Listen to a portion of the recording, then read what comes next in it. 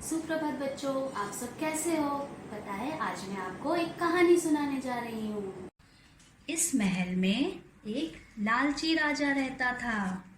उसके राज्य में प्रजा बहुत खुश थे। राजा भी खुश तो था मगर संतुष्ट नहीं। उसे अपने खजाने को हमेशा भरा रखना था। इस बात से परेशान होकर राजा ने अपने पंडित की सलाह ली। पंडित ने राजा से कहा, महाराज, अगर आप दिन रात पूजा करेंगे तो भगवान आपकी पूजा से खुश होकर आपको वरदान देंगे। यह सुनकर राजा उसी दिन से पूजा में लग गया और एक दिन उसकी पूजा से खुश होकर भगवान आए। भगवान ने कहा, आंखें खोलो बेटा, मैं तुम्हारे पूजा से बहुत खुश हूँ। कहो तुम्हें क्या चाहिए? राजा की खुशी की सीमा ना थी। वह तुरंत बोल पड़ा, हे भगवान, मुझे ऐसा वरदान दीजिए कि मैं जिस चीज़ को भी हाथ लगाऊं वह सोने में बदल जाए। भगवान मुस्कुराते हुए बोले, बेटा तुम एक बार फिर से सोच लो।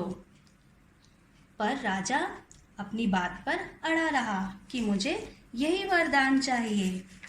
भगवान ठीक है बोलते हुए चले गए। अब राजा की खुशी की सीमा ना थी। वह भागा भागा राज्य की सारी चीजों को छूने लगा और देखते देखते हर चीज सोने में बदलती गई। अंत में जब वह थक गया और पानी के लिए ग्लास को जैसे ही उसने हाथ लगाया, अरे यह क्या, पानी भी सोने का हो गया। खाने के लिए जैसे ही फल को उसने छुआ वह भी सोने में बदल गई। अब ना तो राजा कुछ पी सकता था और ना ही खा सकता था। यह देखकर राजा बहुत परेशान हो गया। इतने में उसकी बेटी भागती भागती आई और जैसे ही उसने राजा को छुआ वह भी सोने में बदल गई। यह देखकर राजा बहुत दुखी हो गया और भागा भागा दोबारा पूजा करने लगा। उसकी पूजा से खुश होकर भगवान वापस आए और उन्होंने पूछा, बोलो बेटा, तुम्हें अब और क्या चाहिए?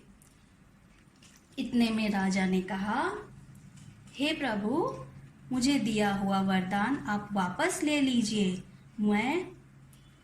मुझे कुछ नहीं चाहिए।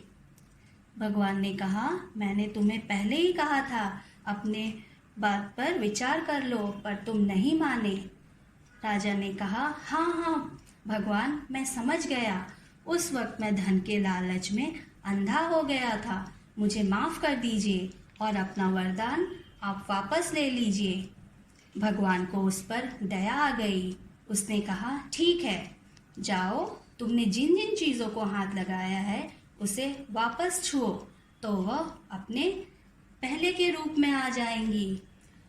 राजा भागा भागा सारी चीज़ों को छूने लगा और देखते देखते सारी चीज़ें अपने पहले के रूप में बदलती गई। फिर राजा ने जैसे ही अपनी बेटी को छुआ वह भागी भागी राजा के गोद में आ गई और राजा उसे अपने गोद में भरकर ढेर सारा प्यार करने लगा। राजा ने दोनों हाथ जोड़कर भगवान का धन्यवाद किया और दोनों हंसी खुशी से रहने लगे। तो बताओ बच्चों, आपको ये कहानी कैसी लगी? अच्छी ना? क्या हमें इस लालची राजा की तरह लालच करनी चाहिए? बिल्कुल नहीं। हमारे पास जितना है उसी में हमें खुश और संतुष्ट रहना चाहिए और हमेशा मुस्कुराते रहना चाहिए। ठीक है बच्चों?